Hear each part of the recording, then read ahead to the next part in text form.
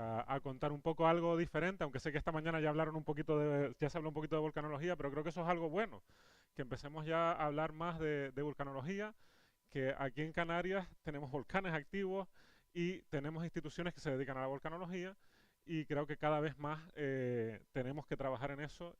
Aquí en física no tenemos especialidad de geofísica todavía, espero que algún día tengamos algo así, y es que la física aporta muchísimo a la vigilancia volcánica.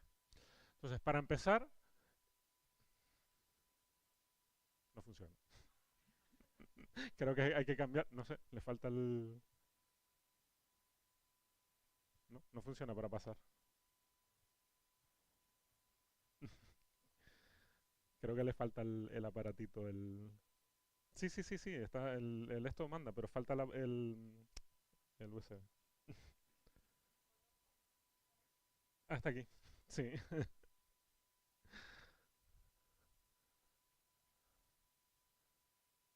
vale. Ahora sí, vale. Pues lo primero es que les quiero mostrar es qué diferencia hay entre esto y esto, ¿no? En ambos casos estamos viendo catástrofes naturales, que a veces usar la palabra catástrofe natural no me gusta, siempre me gusta decirlo eso, ¿no? Las catástrofes no son naturales, las catástrofes son fenómenos naturales que nos afectan a nosotros porque existimos, construimos edificios y demás, así que suelen tener poco de natural, pero bueno. Aquí lo que estamos viendo es un terremoto y una erupción volcánica. Y la principal diferencia que nos importa a nosotros es que los terremotos no dan señales previas a que ocurran, pero las erupciones volcánicas sí. Y ahí es donde comienza la vigilancia volcánica, donde comienza nuestro trabajo y que nos permite alertar pues, a las autoridades y esto pues, al público en general, ¿no? Esto es un poco el esquema que voy a dar de charla hoy. Hablaré un poquito de lo que es la vigilancia volcánica, por supuesto.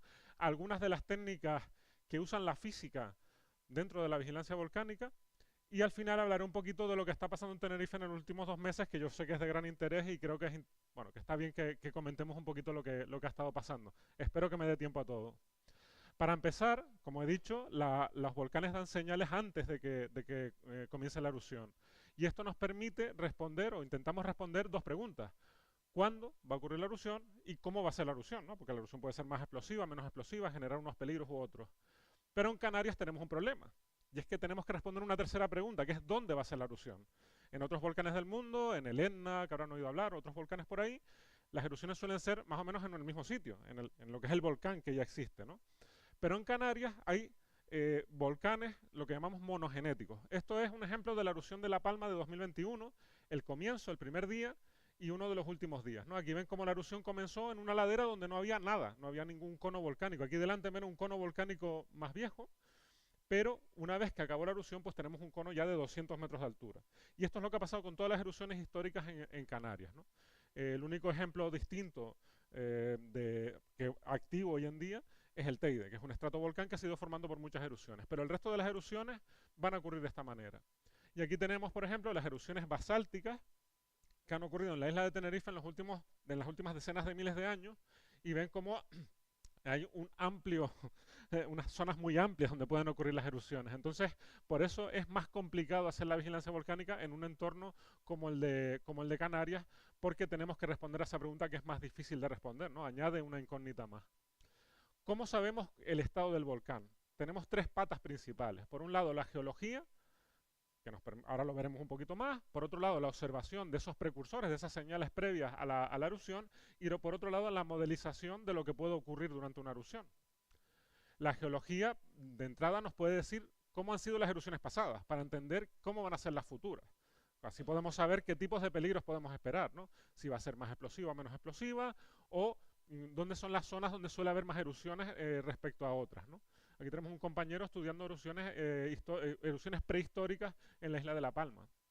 Pero también nos permite saber el estado actual de la erupción volcánica que está viviendo, ¿no? Podemos tomar muestras de la colada de lava que está ocurriendo en ese momento, como vemos aquí el compañero, toma la muestra y vamos analizando y vamos viendo cómo evoluciona en el tiempo el material que sale del interior de la Tierra. Esto también es muy importante y en la erupción de La Palma pues sirvió también para hacer un seguimiento, aunque es verdad que cada vez es difícil hacer esto en tiempo real, pero vamos a intentar tender a hacer esto cada vez más en tiempo real cuando ocurran las erupciones para saber, por ejemplo, si el magma que está en el interior de la Tierra se está, entre comillas, agotando, ¿no? Si la erupción está acabando o no. Luego la observación nos permite estudiar los precursores, como comentaba, pero también el fenómeno eruptivo en sí y la fase que hay después de la erupción. Para ponerles un ejemplo, en La Palma, ahora mismo estamos en la fase poseruptiva. Después de 5 años sigue habiendo fenómenos que afectan a la población. Y eso también se hace desde las instituciones que nos dedicamos a la vigilancia volcánica. Pero bueno, nos vamos a centrar en los precursores. Principalmente hay 3, aunque hay más, pero los 3 principales están obviamente relacionados con de dónde vienen las erupciones. Para que haya una erupción necesitamos tener magma, y el magma tiene que llegar a la superficie de alguna manera. En su camino de ascenso, ese magma ocupa un espacio que ya tiene o está ocupado por otra roca. Entonces lo que ocurre es que empieza a deformar el terreno, y esa deformación la podemos ver en la superficie. Esa es una de las técnicas, la geodesia, que permite medir la deformación. Pero claro, ese magma que asciende y deforma el terreno está formando una roca que es rígida. Al deformarla se rompe, y esas rupturas de la roca son los pequeños terremotitos que detectamos también antes de una erupción. Y además el magma está compuesto parcialmente por un gas que está diluido en el fluido y que cuando asciende por los cambios de presión ese gas empieza a nuclear y empieza a salir hacia la superficie, ¿no? Y esa es la otra de las técnicas principales de vigilancia volcánica. Y finalmente hacemos el modelado, la modelización, ¿no? Si hacemos modelización a largo plazo, o sea, intentamos ver qué es lo que va a ocurrir por probabilidad en los próximos miles de años, obtenemos lo que llamamos mapas de peligrosidad, ¿no? Esto, por ejemplo, es un mapa de peligrosidad de inundación por coladas de lava en la isla de Tenerife. Pero si trabajamos en el corto periodo, lo que podemos hacer es lo que llamamos escenarios. O sea, que si sabemos dónde va a empezar, o cuando ya ha empezado la erupción, sabemos que la erupción ha empezado en tal punto, podemos simular pues dónde van a ir las coladas de lava o dónde va a caer la ceniza volcánica, ¿no? Que también es importante. Bueno, simplemente como para que lo entiendan, que no sé si ya lo sabían, pero bueno, el Instituto Geográfico Nacional al que yo pertenezco es el responsable de la vigilancia volcánica en España, en concreto donde ha habido erupciones volcánicas históricas en los últimos miles de años ha sido en Canarias, y por eso es donde tenemos la red de vigilancia. Como ven, todos estos puntitos están marcando las zonas, las redes de vigilancia que tenemos de distinto tipo, de las distintas técnicas que les estuve comentando. Las islas más activas, Tenerife, La Palma y El Hierro, aunque también hay que descartar Lanzarote, Fuerteventura o Gran Canaria, pero bueno, las más activas son esas 3. Pero además también somos responsables de la vigilancia volcánica en una pequeña isla en la Antártida, la isla de Decepción, que es una isla pequeñita en forma de herradura, que es una caldera volcánica. ¿Y por qué hacemos la vigilancia ahí? Pues porque hay una base científica española, también hay una argentina, que se encuentra en esa isla, y por lo tanto es una isla donde ha tenido erupciones. De hecho, la última erupción fue en los años 60, y es una isla que puede tener erupciones y donde también hay que hacer la vigilancia. Y estos han sido los 2 hitos de las últimas 2 erupciones en Canarias, la erupción del Hierro de 2011 y la erupción de La Palma de 2021, donde el IGN ha sido responsable de la vigilancia volcánica y hemos estado involucrados, en mi caso yo personalmente he estado involucrado en la vigilancia de ambas erupciones, ¿no? La erupción del Hierro fue una erupción submarina y la erupción de La Palma pues es mucho más conocida, ¿no? ¿Cuál es el objetivo de todo esto, de la vigilancia volcánica? Nuestro objetivo es informar a las autoridades. En Canarias existe, como saben casi todos aquí, el plan de emergencia para el riesgo volcánico, que es el PVOLCA, que se activa cuando hay una emergencia. Y es Protección Civil la que informa a la población. En este caso en Canarias usamos el semáforo volcánico de 4 colores.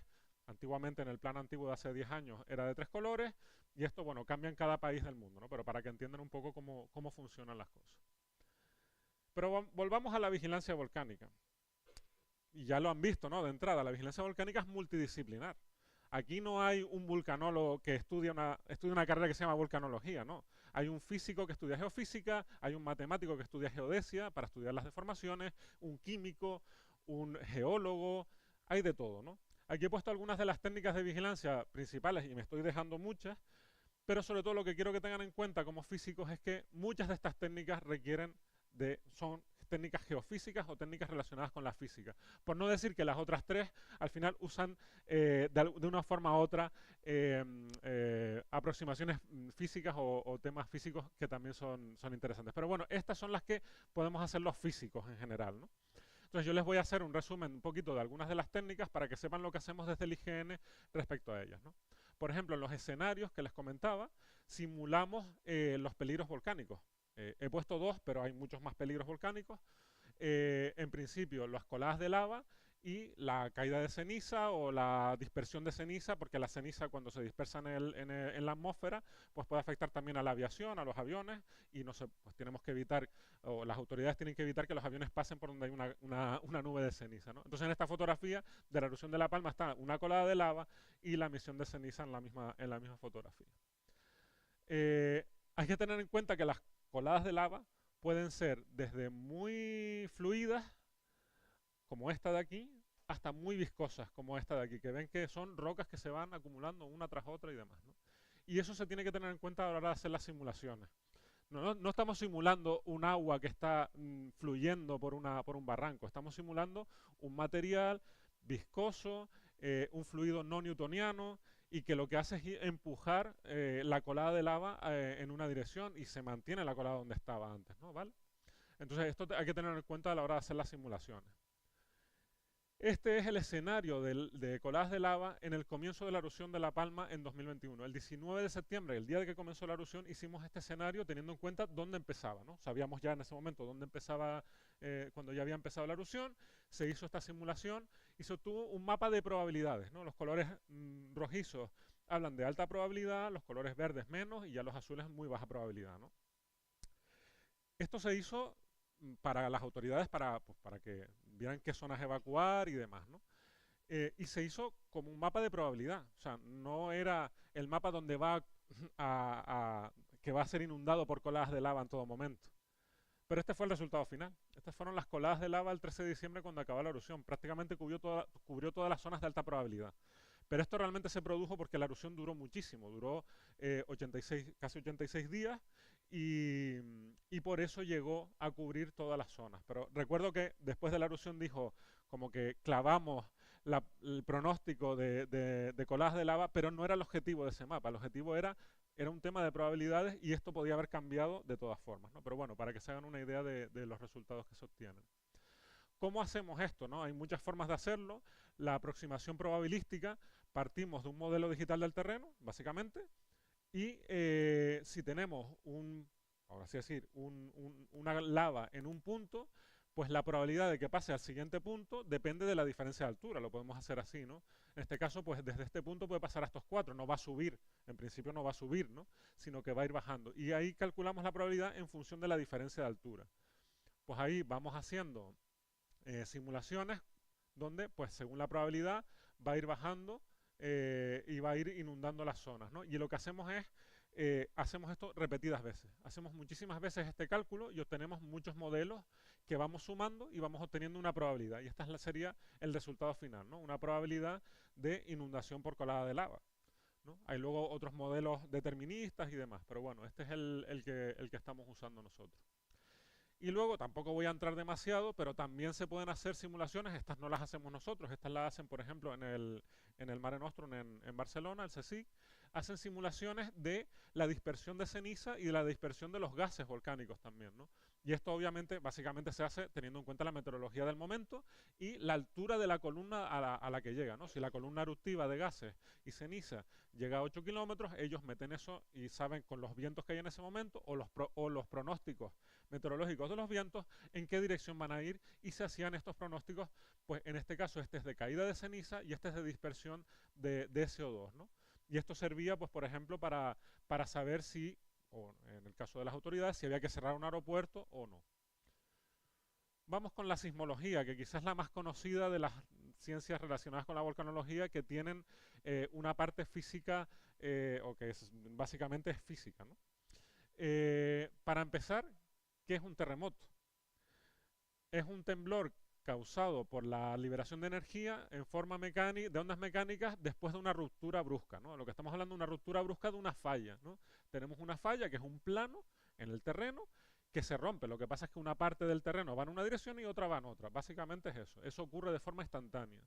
Para que se hagan una idea, hablamos del ciclo sísmico. Empezamos de un estado inicial de reposo, donde tenemos la falla aquí, y tenemos dos zonas a un lado y a otro. Esto puede ser, por ejemplo, en el borde de una placa tectónica, a un lado se mueve en una dirección y en el otro lado se mueve en otra, ¿no? Y lo podemos asimilar a si tuviéramos un palo. En otras charlas lo he hecho, he traído un palo y lo he hecho para que lo probaran, pero la verdad que esta vez no me ha dado tiempo. Si esas dos zonas alrededor a los lados de la falla empiezan a moverse, lo que pasa es que se empieza a acumular la energía, ¿no? De forma elástica, el palo lo vamos doblando cada vez más. ¿Y qué ocurre? Que llega un punto en el que se rompe. Y ese punto, que es instantáneo, aunque bueno, en realidad los terremotos pueden durar varios segundos, a veces algunos minutos si son muy grandes, pero ese momento que es instantáneo, después de años de acumulación de energía, es el momento de ese terremoto. Y además, una vez que ha ocurrido el terremoto, ocurre la fase de relajamiento. La fase de relajamiento con un palo da lo mismo, pero cuando tienes unas estructuras de rocas, obviamente aquí alrededor hay más roca, ¿no? Hay más corteza. Entonces, cuando tú súbitamente desplazas la corteza, estás generando terremotos en otras zonas y es donde se producen las réplicas de los terremotos. Cuando hablamos de que hay un gran terremoto y luego las réplicas, suelen producirse por eso. Y este caso se pudo ver en el terremoto de Turquía, ¿no? Aquí les enseño lo que es un terremoto per se, un terremoto grande, el terremoto de Turquía, donde se ve la falla cómo se desplaza a un lado y a otro, a los dos lados de un camino, ¿no? De todas formas, lo normal es que las fallas ocurran a mayor profundidad y no llegas a ver este tipo de fenómeno, ¿vale? Pero bueno, en algunos terremotos sí se ha llegado a ver. Como dije, esto suele ocurrir, o los grandes terremotos suelen ocurrir en los bordes de las placas tectónicas. Por ejemplo, si nos vamos a, como saben, las placas tectónicas se están moviendo, unas placas están chocando, otras se están separando y otras están desplazándose una a otra en movimiento de cizalla, como por ejemplo lo que ocurre en San Francisco, ¿no? Y ahí lo que está ocurriendo es que se acumula la energía, ven aquí cómo se acumula, se rompe y genera un terremoto. Se acumula la energía y eso lo va a seguir haciendo durante los próximos siglos y siglos, ¿no? Esto es lo normal. Este es un ejemplo muy, ¿cómo decir?, muy básico y no realista, pero bueno, para que se hagan una idea de cómo funciona. Lo normal es que ese cambio de energía no sea exactamente en el mismo punto y vaya al mismo punto, pero bueno. ¿Y todo esto para qué se los he contado? Porque la pregunta es ¿por qué hay terremotos en los entornos volcánicos, ¿no? Pues si en el borde de una placa se están desplazando poco a poco y están generando, se está acumulando la energía, en el caso de los volcanes ocurre algo parecido pero a una menor escala. El magma está empujando, como dije, la roca y la está deformando y se acaban produciendo esas roturas de la roca y forman esos pequeños terremotos. Y esos pequeños terremotos suelen venir en forma de enjambre sísmico, con cientos de terremotos, muchas veces cientos de terremotos a la hora. Este es un ejemplo de la crisis productiva del hierro en 2011, donde se ven, pues ven los terremotitos aquí, un terremotito, otro terremotito, algunos más chiquititos que otros y demás. Y estos terremotos suelen ocurrir, pues, tanto donde el magma está intruyendo como en los alrededores. No siempre ocurren exactamente donde está el magma, ¿no? A veces el magma empuja y empuja la roca alrededor y acaba ocurriendo el terremoto a varios kilómetros de distancia de donde realmente está el magma, ¿no? Pero bueno, para que se hagan una idea. ¿Qué ondas producen los terremotos? Pues producen dos tipos de onda. La onda P, que es la primera en llegar porque es la más rápida, y la onda S, que es la secundaria o la segunda, ¿no? La onda P es una onda longitudinal y la onda S es una onda transversal, ¿no? Y esto es importante porque este tipo de ondas, el tener estos dos tipos de ondas, nos permite localizar los terremotos fácilmente. Aquí les pongo un ejemplo de un terremoto, ahora verán el terremoto cuando ocurre y las ondas P y S cómo van llegando a las estaciones sísmicas, ¿no? Aquí pueden ver cómo llega la P y la S, la P y la S a una estación que está más lejana, cuanto más lejos más tardan en llegar y la onda P y la S cada vez están más separadas en el tiempo. Básicamente por triangularización podemos obtener la localización del terremoto. Y obtenemos lo que llamamos el catálogo sísmico, ¿no?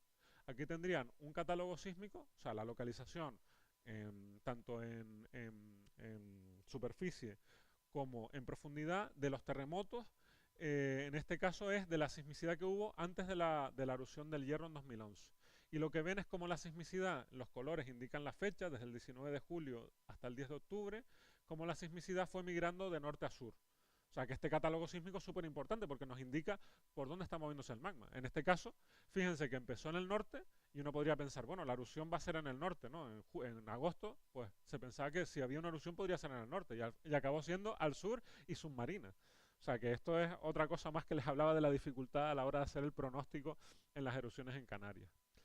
Ahora bien, este catálogo sísmico, lo que nosotros hacemos desde como físicos del IGN, por ejemplo, es intentar mejorarlo. Este catálogo se ha hecho a mano. A mano quiero decir que hay una persona que localiza los terremotos a mano y va obteniendo un resultado.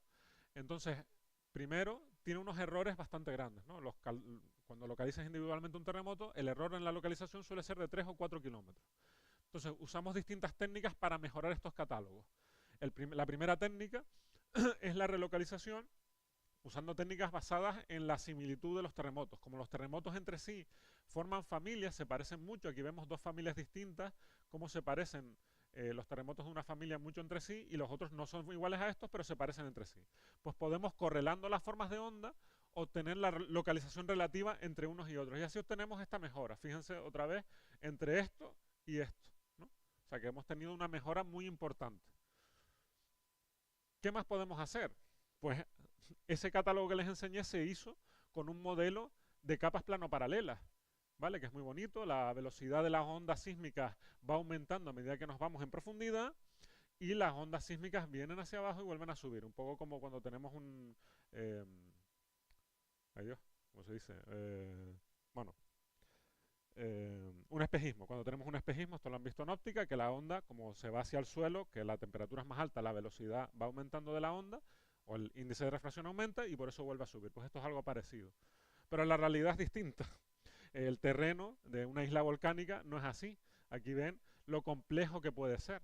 Entonces, para uno poder hacer una localización realmente realista de los terremotos, tenemos que tener modelos tridimensionales. ¿Y cómo los obtenemos? Pues usamos lo que llamamos tomografía sísmica. Una tomografía sísmica es parecida a la tomografía que nos hacemos para ver el cuerpo. Pues lo mismo, pero usamos ondas sísmicas. Las ondas sísmicas pueden ser de terremotos que ya hay en el entorno, llegan a las estaciones sísmicas atravesando las zonas, distintas zonas de la isla y podemos obtener una imagen de lo que está pasando ahí debajo, ¿no? Eh, estos, aquí hay muchísimas técnicas distintas. Las estaciones sísmicas se pueden distribuir de distinta manera y podemos usar ondas de distinto tipo, tanto de terremotos persistentes como explosiones que nosotros hagamos. Lo que pasa es que hoy en día, pues hacer las explosiones es más complejo, pero bueno, se puede hacer de distinta manera, ¿no? Si nosotros queremos llegar a este es el modelo realista, vamos a decir.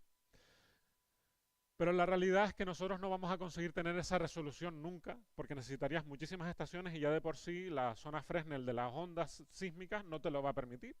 Pero bueno, uno puede llegar a lo mejor a resoluciones de este tipo y luego tienes que tener en cuenta que depende de la cobertura que tengan tus ondas sísmicas. Si tú tienes terremotos que ocurren en una cierta profundidad, solo vas a cubrir una zona y a lo mejor solo tienes el modelo de una cierta zona. Esto lo explico un poco para que entiendan que todavía hoy en día tenemos muchísimas limitaciones y que no es tampoco tan fácil obtener una imagen realista del interior.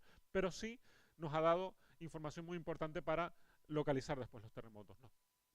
Entonces aquí tenemos un modelo tridimensional obtenido con terremotos en la isla de Tenerife, donde se ven variaciones de velocidad o anomalías de velocidad según el color rojo o azul, pues indica variaciones positivas o negativas de velocidad, ¿no? Y ven que son variaciones de hasta el 20% positivo y negativo, o sea, son variaciones muy importantes.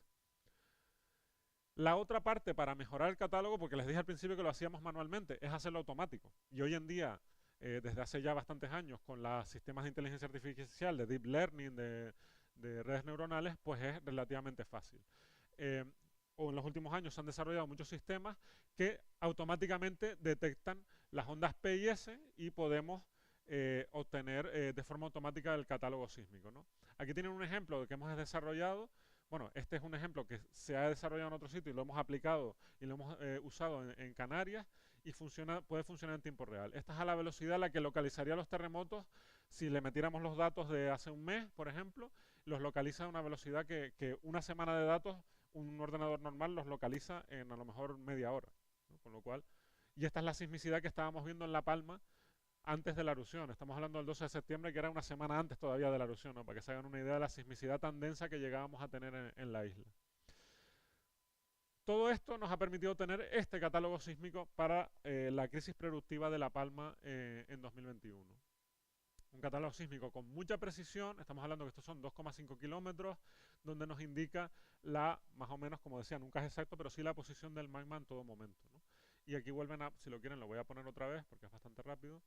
Y aquí ven cómo la sismicidad empieza a una profundidad de unos 6-7 kilómetros y luego migra hacia el oeste y luego ya migra hacia el norte y hacia arriba muy rápidamente.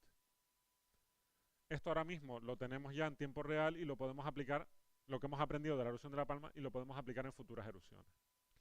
Vale, ahora les voy a hablar de otras dos técnicas que también son físicas y son bastante interesantes. Una es la gravimetría. Básicamente medimos el campo de gravedad y para ello usamos, hay muchos tipos de gravímetros. Básicamente podemos usar un péndulo o una masa que cae en caída libre, que repetimos muchas veces esa medida y obtenemos medidas de la gravedad tan precisas que puedes llegar a medir una millonésima parte de la gravedad terrestre. Y esas variaciones son las que pueden producirse cuando tengas una intrusión magmática, por ejemplo, en el interior de la isla, ¿no? También lo puedes usar para estudiar la estructura interna. Antes usaba la tomografía sísmica, pero también puedo usar el gravímetro. Aquí vemos la estructura de la isla de Tenerife, como hay una estructura de alta densidad, en rojo es alta densidad, en el suroeste de las Cañadas, ¿no? Y en el Hierro, bueno, la zona media de la zona de frontera, hay una zona también de muy alta velocidad.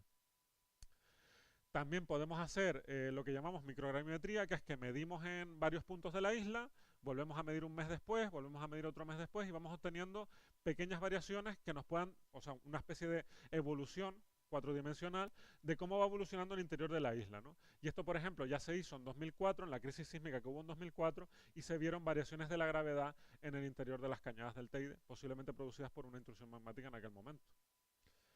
También podemos medir continuamente y ver si hay variaciones en un punto. Tenemos un gravímetro continuamente midiendo en el mismo punto y si hay variaciones pueden ser debidas también a una intrusión magmática. Eso lo vimos, aquí he puesto el ejemplo de La Palma, que no se ve muy claro, pero en el Hierro sí que llegamos a ver variaciones relacionadas con la intrusión magmática justo el momento en el que comenzaba la erupción volcánica, ¿no?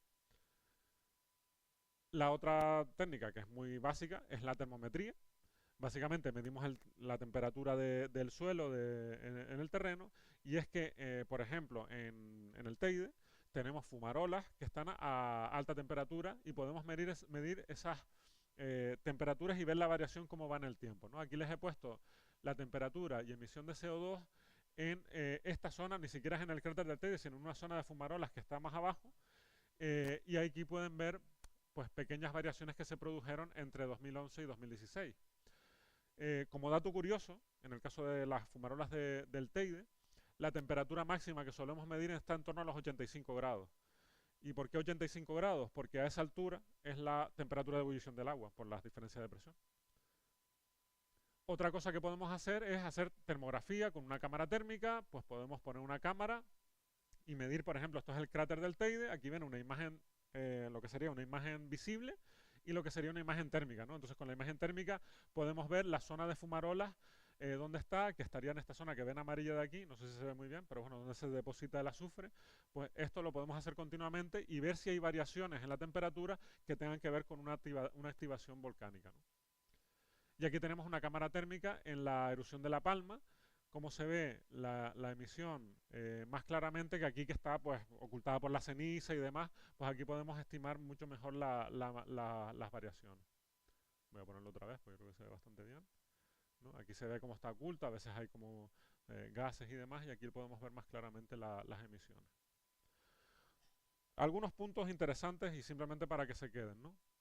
Eh, los, los volcanes son sistemas complejos y no vamos a tener un resultado exacto. Esto no es física fundamental donde tienes un resultado exacto. Aquí es complejo llegar a un buen resultado, pero se pueden hacer muchísimas cosas, ¿no? La física, como han visto, es una parte importantísima de la vigilancia volcánica.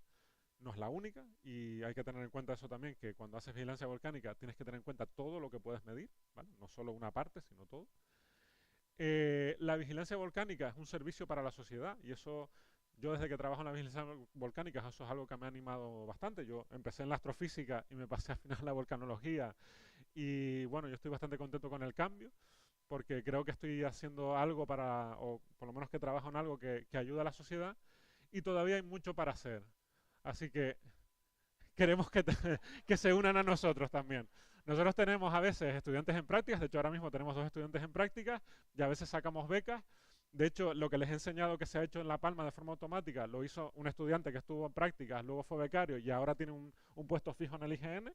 Y la verdad que, pues eso, creo que es algo que es importante que la gente conozca que existimos. Yo creo que cada vez nos conocen más y que los físicos pues son una parte importante de la vigilancia volcánica.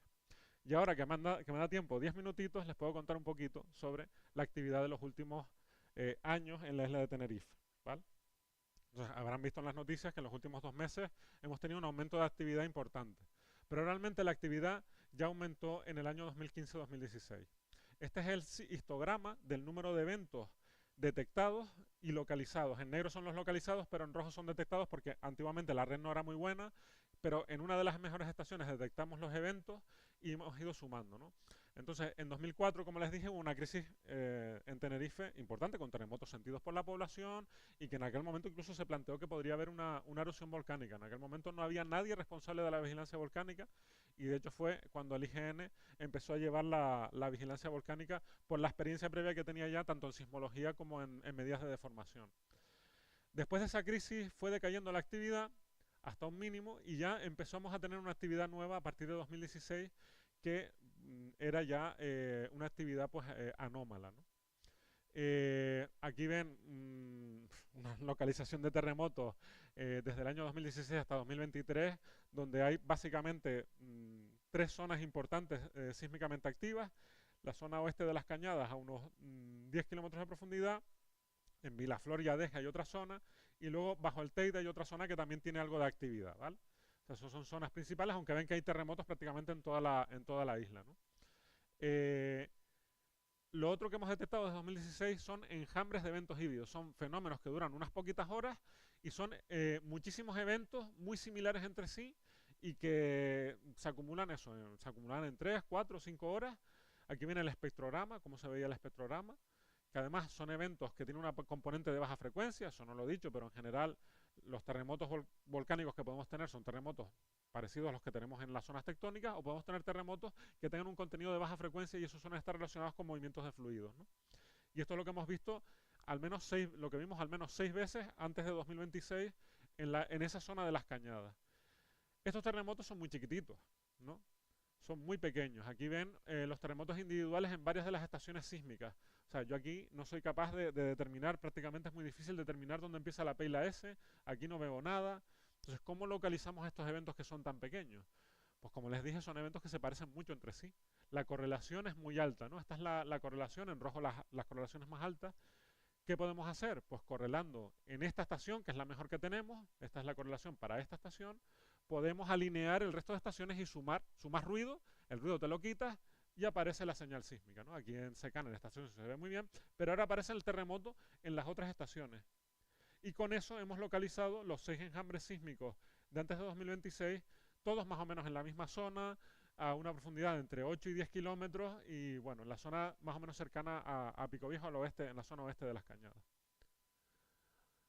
Y la otra cosa que hemos visto desde 2016 son eventos de largo periodo, ay perdón que esto está mal escrito, pero bueno, eventos de largo periodo no son fácilmente localizables porque no tienen fases P y S, ¿vale? No tienen esas fases que veíamos antes, y son eventos que cuando hemos podido localizarlos con técnicas indirectas salen más o menos en la misma zona, que son de largo periodo o de baja frecuencia, y estos también están relacionados con el movimiento de fluidos.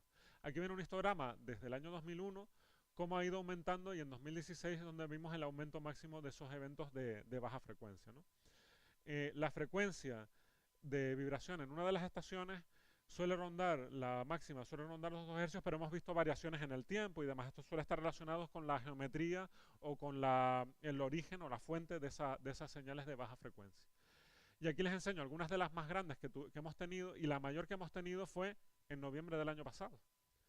Fue una señal equivalente a en energía, fue equivalente a un terremoto de magnitud pues, casi 2,5 o 3.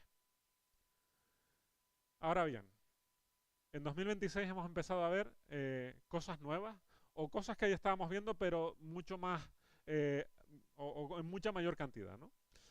Por ejemplo, empezamos a ver eventos de baja frecuencia eh, acumulados en el tiempo, ¿no? Aquí ven una hora de señal sísmica del 10 de febrero con un montón de eventos, ¿no? Aquí lo ven lo mismo, perdón, me importa un poquitito, aquí lo ven lo mismo en varias estaciones sísmicas, ven cómo se acumularon. Normalmente estos eventos hasta 2026 los veíamos aislados, veíamos eventos que duraban 2, 3, 4, 5 minutos como máximo. Aquí duró 45 minutos esta señal. Y después de esa señal empezamos a ver enjambres híbridos como los que vimos antes, pero que duraban más tiempo, y que en 2 semanas vimos 7 enjambres híbridos distintos, ¿vale? Eso es la novedad, ¿no? Aquí viene el enjambre, el sismograma, como se ven los pulsitos, lo que son los terremotitos. Son eventos tan pequeños que casi eran difíciles de detectar en la mejor estación. Pero gracias a esa técnica que les comenté antes de stacking, pues pudimos localizarlos, ¿no?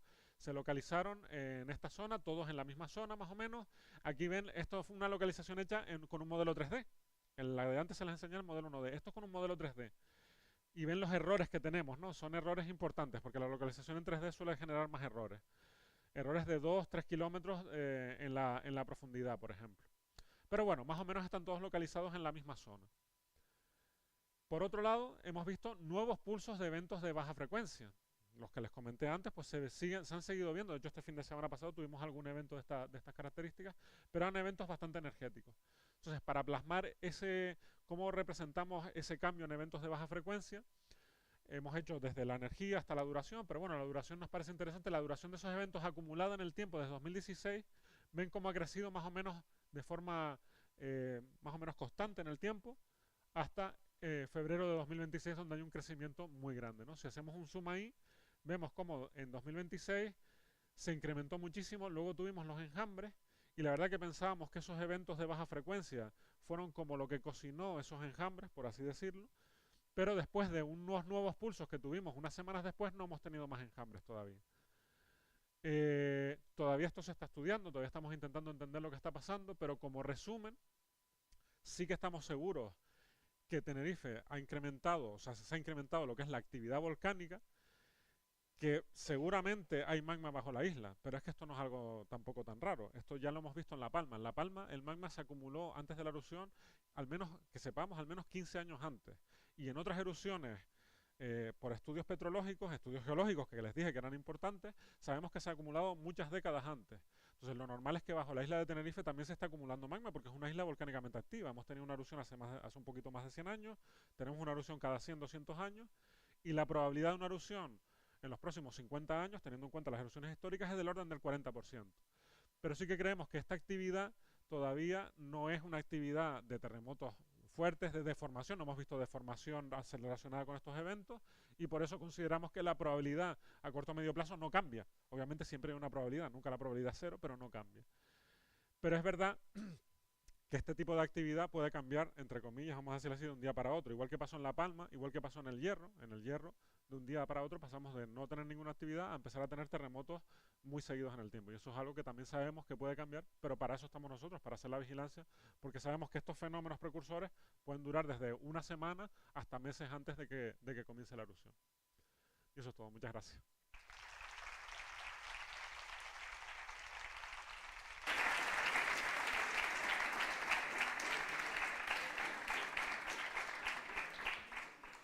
Genial, muchísimas gracias. Vamos a pasar con la ronda de preguntas.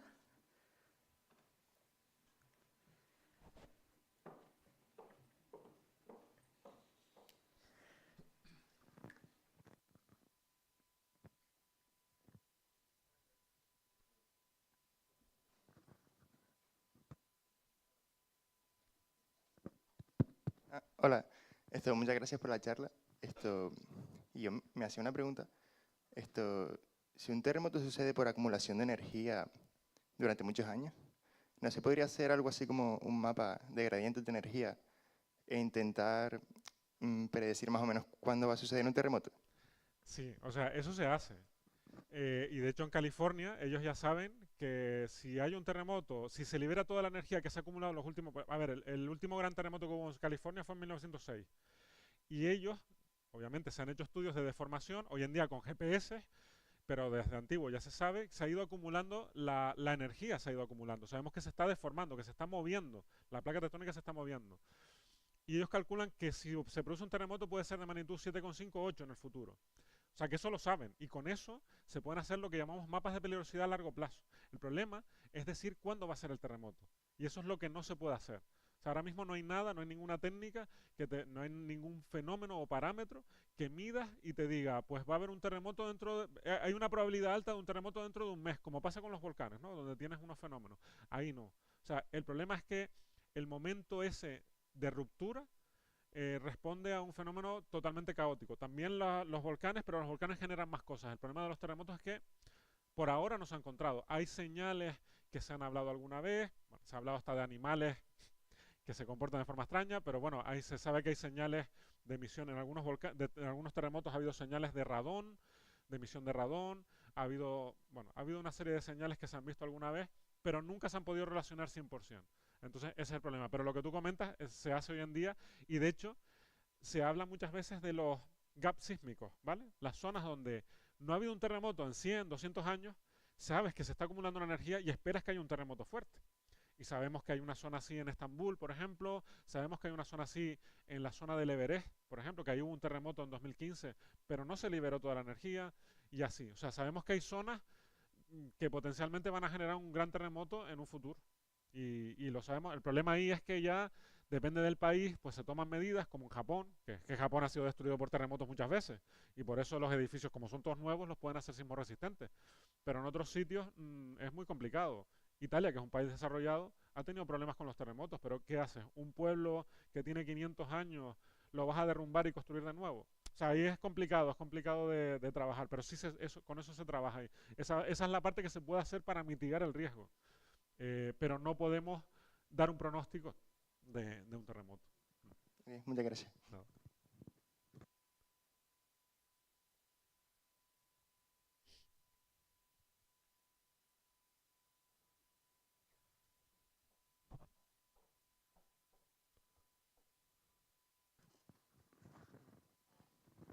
Bueno, muchas gracias por tu charla. Yo que te quería preguntar sobre el modelado que hacéis sobre las coladas de lavas. Has dicho que en el caso de La Palma el modelado lo hicisteis el primer día. Entonces, ¿con que lo hagáis una única vez es suficiente? O sea, ¿qué precisión tienen esos modelos como para no seguir modelando y viendo si puede variar? No, a ver, realmente habría que seguir modelando. Lo seguimos haciendo. O sea, me refiero, por ejemplo, empezó la erupción. Hicimos ese modelo. La colada de lava empezó pues a rellenar una zona. De hecho, llegó al mar durante, no sé, el 10.º día ya más o menos por ahí creo que llegó al mar. Y empezamos a simular en un lado y en otro qué podría pasar. Eso sí lo llegamos a hacer.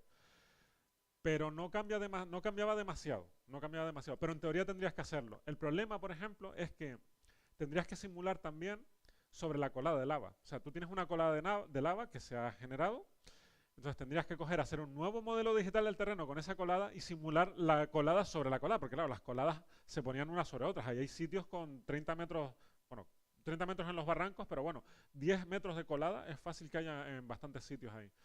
Eso se debería hacer, pero no es nada fácil, porque obtener un modelo digital del terreno necesitas hacer un vuelo, no puedes volar sobre la colada.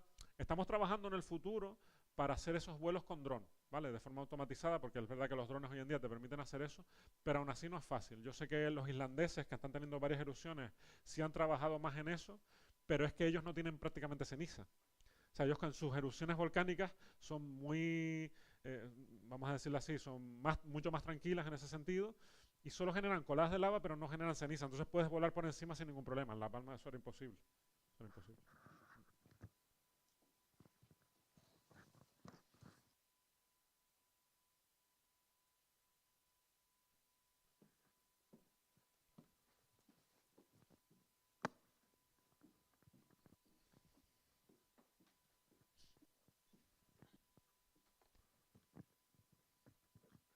Hola, Teresa, ¿qué tal? Gracias por la charla. Yo quería preguntarte, porque hablando de esto de pues, precisamente cómo afecta a la población, ¿no? Bueno, yo conozco gente de la isla de La Reunión, por ejemplo, que tienen allí un volcán que está prácticamente activo todo el año. Y para ellos prácticamente que es una atracción turística. Van allí, hay vuelos en helicóptero que te enseñan el volcán, tal y cual.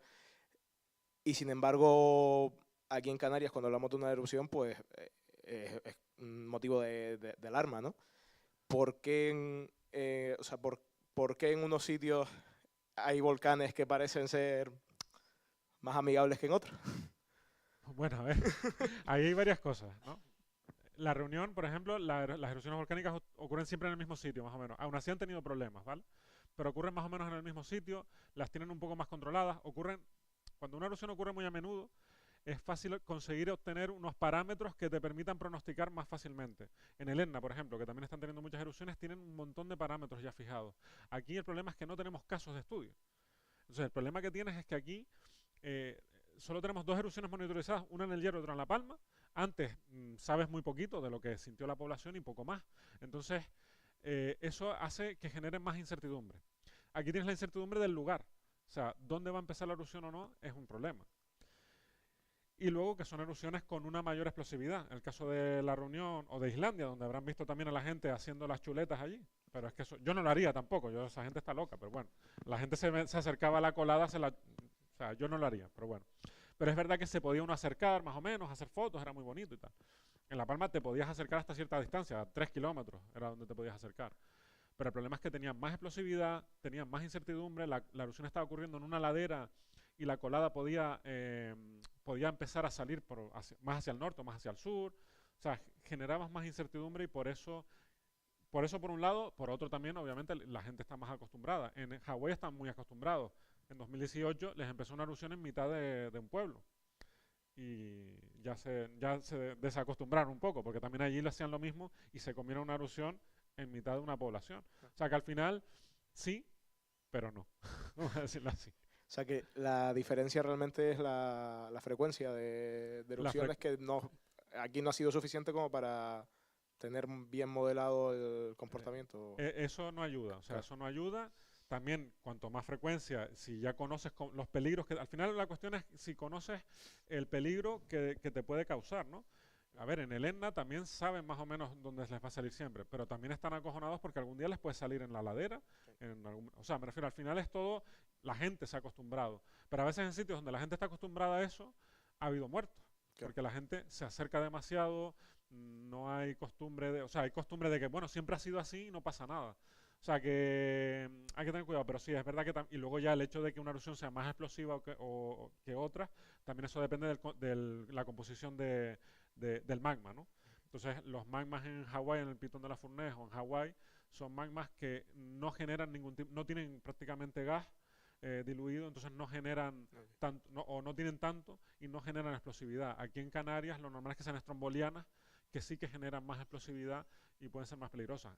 En Etna, por ejemplo, tienen de las dos. Tienen erupciones más efusivas, pero tienen explosivas también, y ahí también es un peligro. O sea, que me refiero que ahí también es complicado, pero si tú conoces con lo histórico, en lo prehistórico, conoces los peligros que puedes tener, pues puedes trabajar con eso. Entonces, por eso te digo que en Hawái, en Islandia y tal, saben que no tienen esos problemas tan graves y pues, quizá por eso están más acostumbrados y puedes acercarte más o puedes hacer más eso. Okay.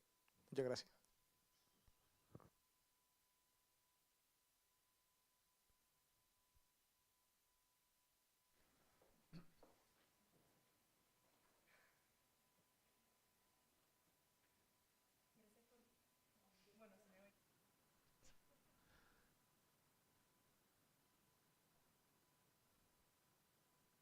¿Está encendido?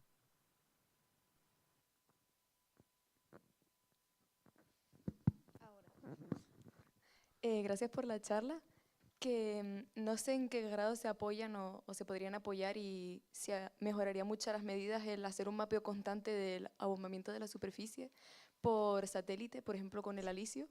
No sé si... Sí, a ver, eso se hace con una técnica que se llama INSAR, que es la verdad que no, a ver, podría haber puesto, es que podría estar 3 horas hablando de vigilancia volcánica porque hay muchísimas técnicas. Hay una técnica que se llama INSAR, que es interferometría radar, ¿vale? Que lo que hace es que el satélite pasa una vez, es activo, o sea, manda una señal de radar, la recibe y obtiene una especie de imagen. Y luego vuelve a pasar otra vez y luego haces interferometría con la onda y eres capaz de obtener una deformación.